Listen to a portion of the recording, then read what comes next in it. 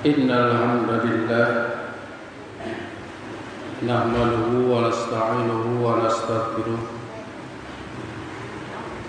wa na'udzu billahi min shururi anfusina wa min sayyiati a'malina. Man yahdihillahu fala mudilla lahu wa man yudlil fala hadiya lahu. Wa asyhadu an la ilaha illallah wahdahu la syarika lah wa asyhadu anna Muhammadan abduhu wa rasuluhu la nabiyya ba'dah. Allahumma shalli ala Muhammad wa ala ali Muhammad kama shallaita ala ali Ibrahim innaka Hamidum Majid. Ikhwatu iman, Majlis ilmi rahimakumullah. Pembahasan kita sekarang adalah hadis kalau di kitab Ibanatul Ahkam Syarah Kitab Bulughul Maram, hadis nomor 52.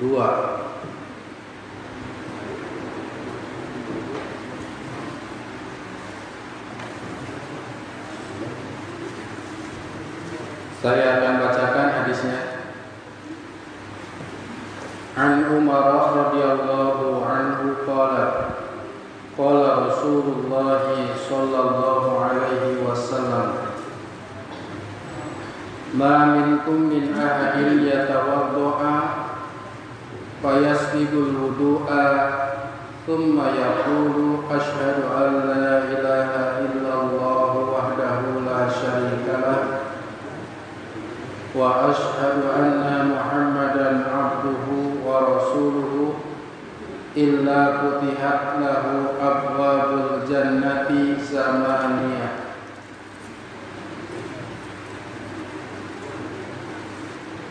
Yadkhulu min ayyiha sya'a.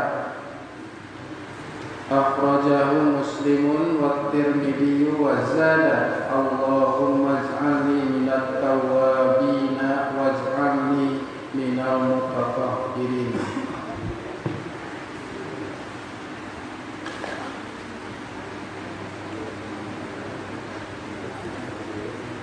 Saya akan artikan dulu. Dari Umar radhiyallahu anhu telah berkata, telah bersabda Rasulullah sallallahu alaihi wasallam,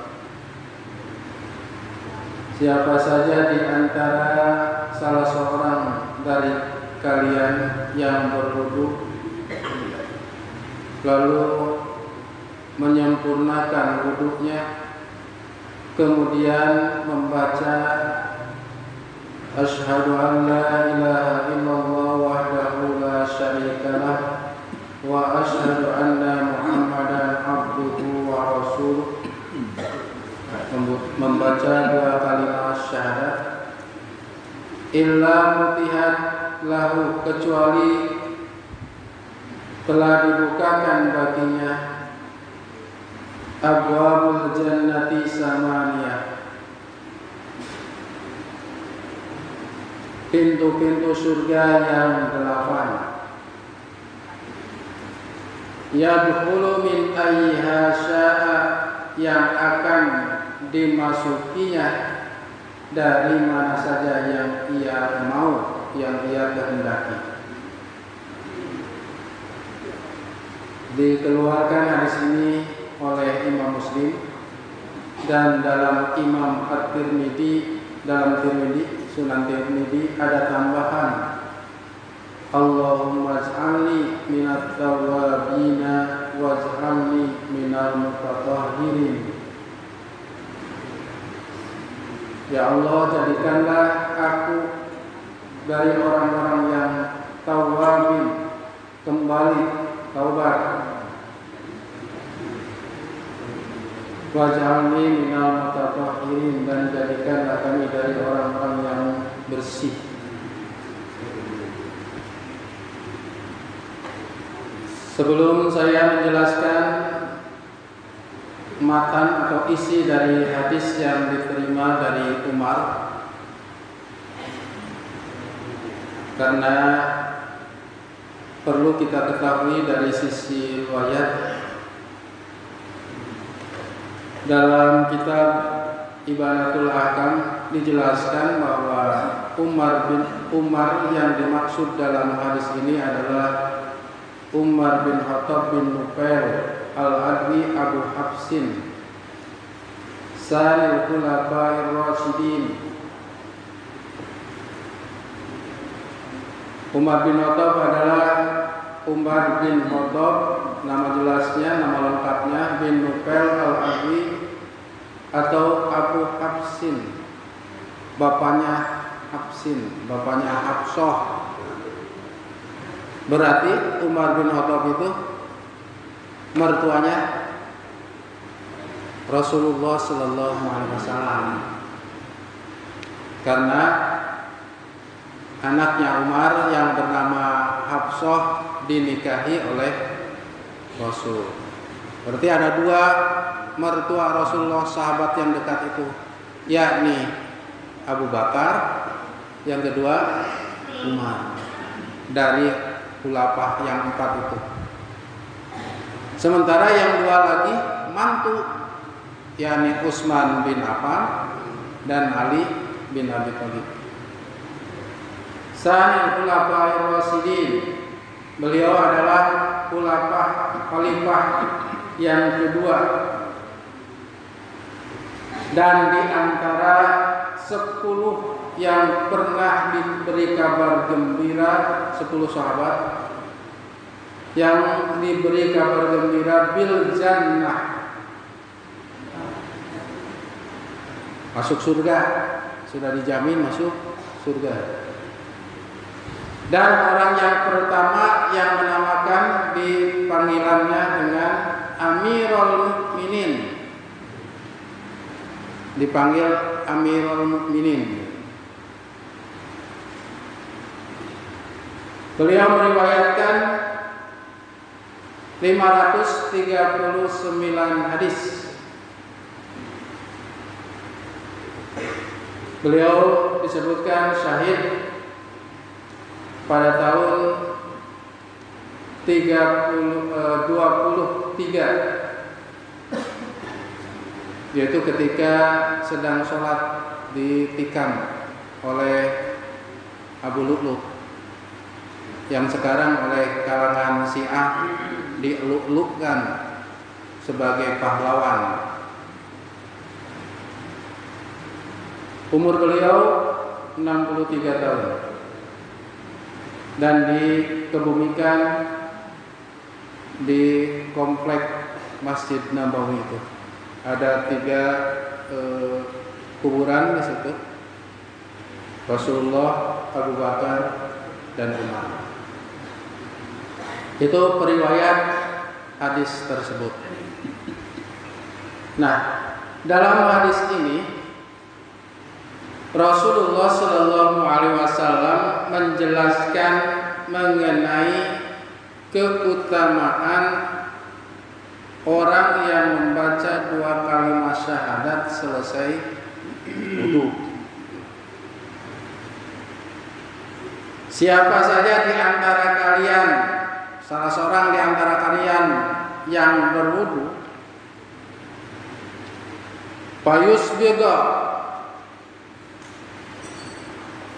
Yusbigol wudu itu artinya menyempurnakan setiap anggota wudu kena.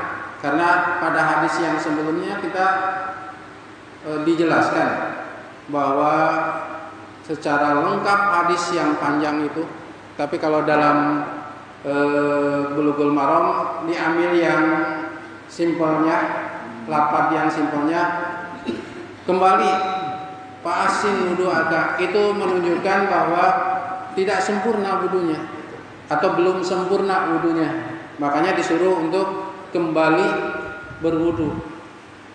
Nah, orang yang membaca 2 kalimat syahadat yusbigol wudu, menyempurnakan setiap anggota wudu.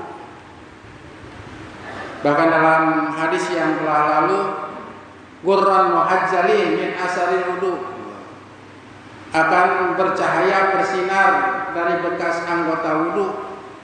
Lalu ditambahkan faman istata'a ayyutila ghurratahu falyaf'al. Siapa saja yang ingin memanjangkan, menambahkan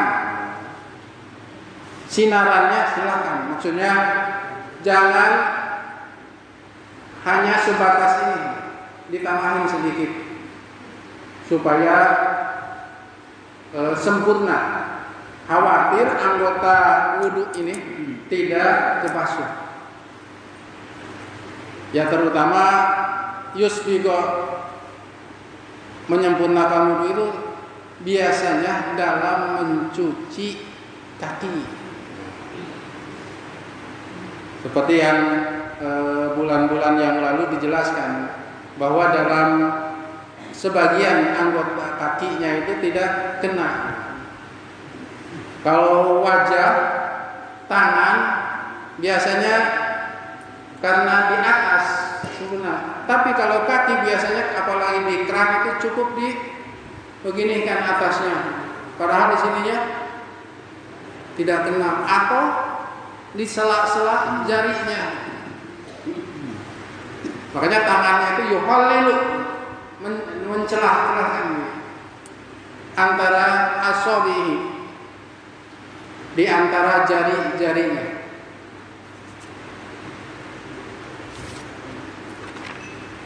Itu yang disebut dengan yusbigo atau yusbigu. Yusbigul wudu, menyempurnakan wudu. Summa yaqulu, lalu membaca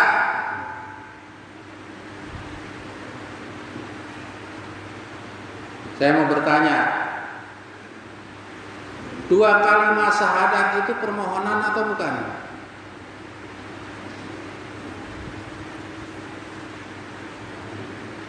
Permohonan atau bukan? Asyhadu an la ilaha illallah wa asyhadu anna Muhammadan abduhu wahdahu la syarikalah wa asyhadu anna Muhammadan abduhu wa rasuluh. Aku bersaksi bahwa tidak ada ilah kecuali Allah yang tunggal, tidak ada syarikat baginya. Dan aku bersaksi sesungguhnya Muhammad itu hamba Allah dan utusannya. Ada nggak permohonan? Permintaan? Tidak ada. Makanya sebagian ulama disebut az-zikru ba'dal wudu. Zikir setelah wudu yang isinya sanjungan atau pengakuan. Sekalipun ini bukan permohonan, tapi tersirat bahwa pengakuan kita kepada Allah Subhanahu wa taala, mengatakan bahwa Allah adalah ilah yang sebenar-benarnya, tidak ada ilah kecuali Allah. Kemudian bersaksi bahwa Nabi Muhammad SAW itu utusan Allah. Jadi ikrar kalau dalam, tapi disebut zikir karena tidak semua zikir itu berisi permohonan,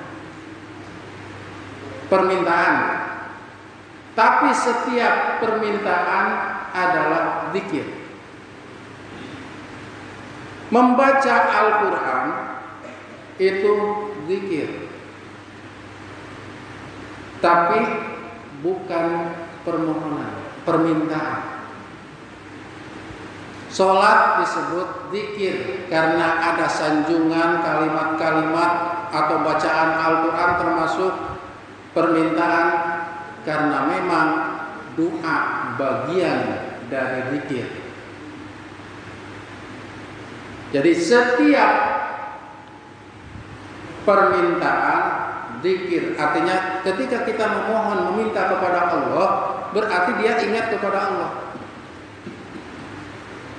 Tapi tidak setiap yang ingat kepada Allah ada permintaan. Subhanallah, subhanallah, subhanallah, itu zikir. Tapi isinya tidak ada permintaan. Setiap doa zikir. Ini kesimpulan yang saya. Tapi tidak setiap zikir permohonan, permintaan. Setiap mengingat Allah, baik itu dengan permintaan ataupun dengan penyebutan asma Allah, itu adalah zikir. Makanya zikir itu bisa zikir dengan ucapan, bisa zikir dengan perbuatan. Ketika kita tidak curang dalam perniagaan, berarti kita ingat kepada Allah. Zikir bil amal. Ada juga zikir bil lisan. Makanya dalam Al-Qur'an alladzina yadhkurunallaha qiyaman wa qu'udan wa 'ala junubihim. Senantiasa semuanya. Apakah dengan menyebut-nyebut Allah, Allah, Allah, la ilaha illallah, la ilaha illallah. Setiap nggak bakalan selesai nanti kerja. Nih, ada seorang sahabat yang didatangi oleh Rasulullah, oleh Abu Bakar.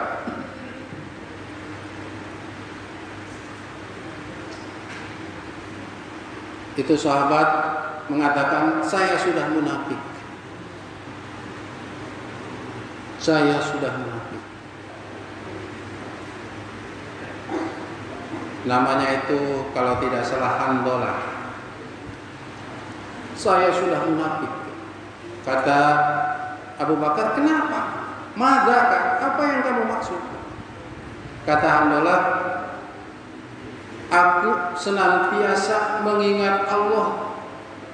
Begitu hebatnya ketika bertemu dengan Rasulullah dan berada di tengah-tengah Rasulullah SAW. Tapi ketika aku pulang ke rumah melihat anak, istri dan kebutuhan mereka, seolah-olah kepada Allah itu tidak seperti ketika bertemu dengan Rasulullah SAW. Kata Abu Bakar, sepertinya saya juga sering begitu. Maka keduanya datang kepada Rasulullah Sallallahu Alaihi Wasallam. Diceritakan begini. Maka Rasulullah mengatakan, kalian itu kalau tetap seperti denganku, maka kalian akan menjadi malaikat. Kalian itu maksudnya bukan malaikat yang senantiasa tasbih langsung menyebut-nyebut Allah. Kalian itu bukan malaikat. Artinya manusiawi seperti itu. Kan kita sering ke masjid baru ingat gitu kan. Keluar masjid ingatnya ke usaha. Boleh nggak seperti itu? Nah, seperti Handolah tadi.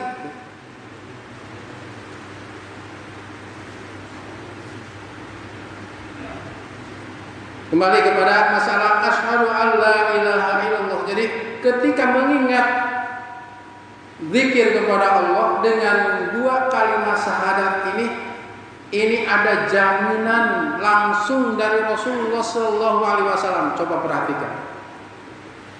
Illa futihat lahu abwabul jannati samaniyah.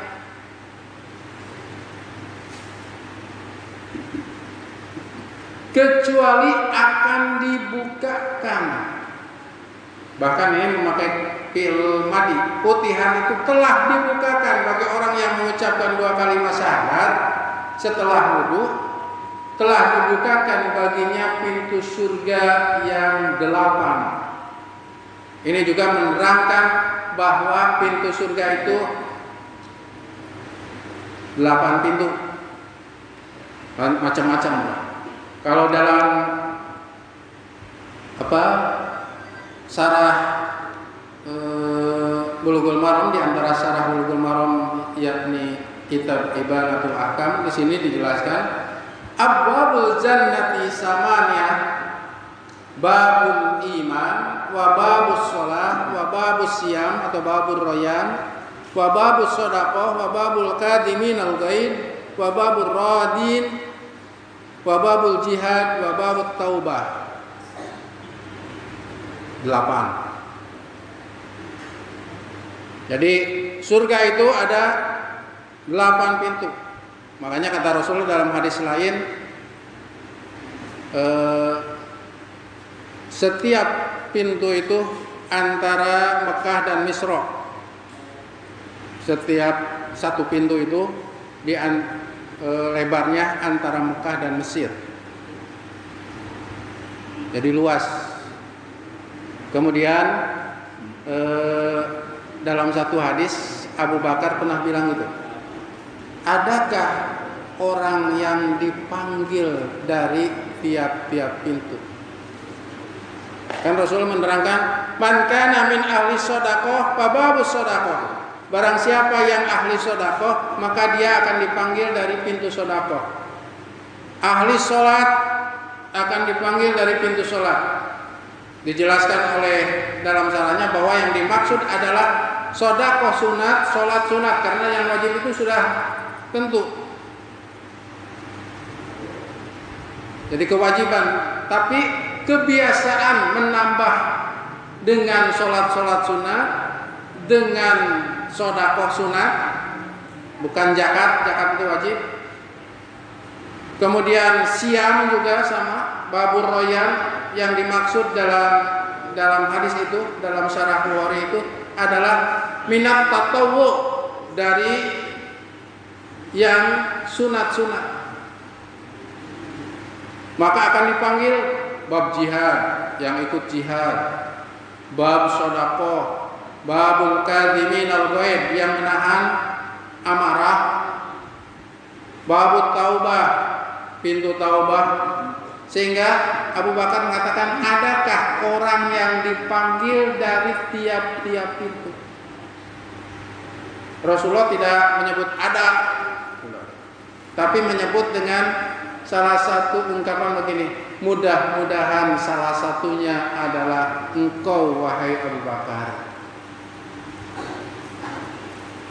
Nah, kalau Rasulullah sudah mengucapkan demikian, oh salah satunya Abu Bakar. Jadi pintu sholat manggil, pintu jihad manggil, pintu taubah manggil. Satu pintu saja kita dipanggil, pintu surga memanggil kita, itu sudah keberuntungan. Artinya kita harus punya amal yang spesial. Yang umpamanya membiasakan sholat sunat, membiasakan saum-saum sunat, maka nanti 2 pintu akan memanggil. Nah, yang membaca 2 kalimat syahadat selesai wudu bukan hanya 2 pintu, apalagi 1 pintu, tapi semua pintu akan dibuka bagi orang yang senantiasa mengucapkan 2 kalimat syahadat selesai wudu. Tapi bukan sekali. Bukan hanya sekali ketika ingat setelah ini. Wah, dijelaskan dalam hadis asyhadu alla ilaha illallah, membaca gitu. Wah, dahulu. Besoknya atau siangnya sholat zuhur lupa. Tapi istimror, dibiasakan mengucapkan 2 kalimat syahadat. Maka Allah akan bukakan seluruh pintu surga yang 8. Dan dipersilahkan memilih mana yang akan ia masuk. Silakan. Mau babul royan, silakan. Mau babul taubah, silakan. Babul jihad, babul sholat, silakan pilih. Nanti, tapi pelaksanaannya sekarang di dunia. Seolah-olah kan gampang ya ke surga. Seolah-olah begitu. Tapi dalam pelaksanaannya jangankan kalau diteliti secara mendetil dari ucapan 2 kalimat syahadat, membiasakan membaca itu saja agak susah. Membiasakan selesai wudu 2 kalimat syahadat, kadang-kadang lupa, lupa. Kalau 1 kali lupa sih bisa ini terus lupa. Ini diriwayatkan oleh Imam Muslim. Wa Tirmidzi wajada. Nah, dalam riwayat Tirmidzi ada tambahan lafaz selesai wudu, yakni Allahumma ij'alni minat tawwabina waj'alni minal mutatahhirin. Ada tambahan itu. Sekalipun tambahan tersebut dalam beberapa keterangan ziyadahnya itu dianggap hadisnya adalah hadis yang dhaif. Tambahan itu, tambahan Allahumma ij'alni minat tawabina waj'alni minal mutatahhirin. Itu hadisnya sebagian para ahli hadis menganggap bahwa lafaz tambahan tersebut dhaif ya. Zadahnya itu Allah, tapi kalau 2 kalimat syahadatnya tidak dhaif, sahih. Jadi cukup dengan mengucapkan 2 kalimat syahadat. Ini sebetulnya gampang membaca itu, tapi ternyata dalam prakteknya susah untuk dibiasakan. Karena memang jaminannya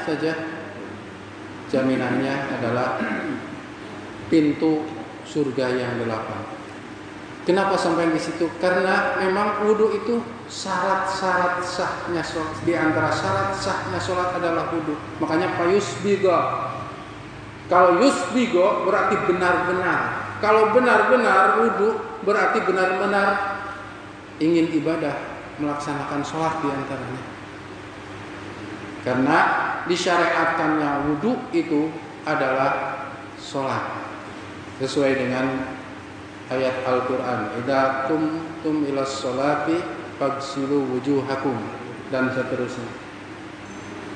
Itu menunjukkan pada awalnya kewajiban berwudu itu adalah untuk melaksanakan sholat. Sekalipun ternyata dalam hadis yang lain Rasulullah menganjurkan juga wudu untuk ketika mau tidur, kan gitu,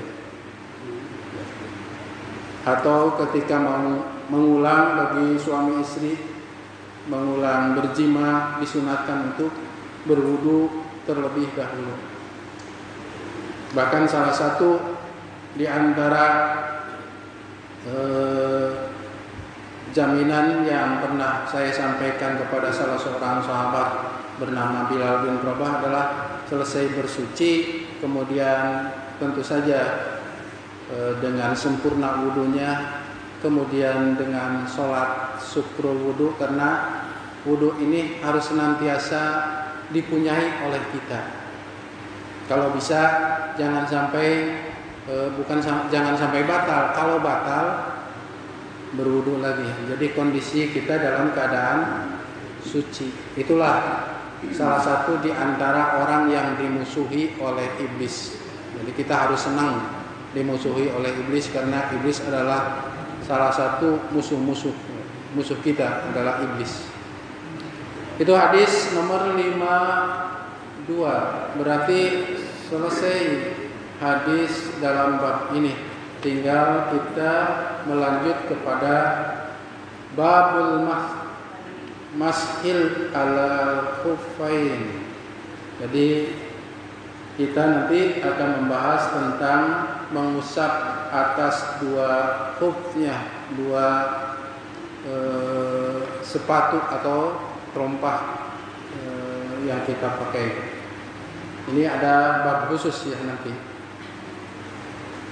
Jadi hadis tentang wudu diakhiri dengan hadis masalah az-zikru ba'dal wudu atau ucapan setelah wudu, yakni membaca 2 kalimat syahadat. Itulah yang sahih dari hadis di antara beberapa hadis. Mungkin itu saja yang bisa saya sampaikan, satu hadis. Insya Allah nanti kita lanjutkan dengan bab yang baru, babul mashi alal khuffain, bab mengusap 2 alas atau atas 2 sepatunya. Rabbana atina fid dunya hasanah wa fil akhirati hasanah wa qina adzabannar. Amin ya mujibas sa'ilin. Walhamdulillahi rabbil alamin. Wassalamualaikum warahmatullahi wabarakatuh.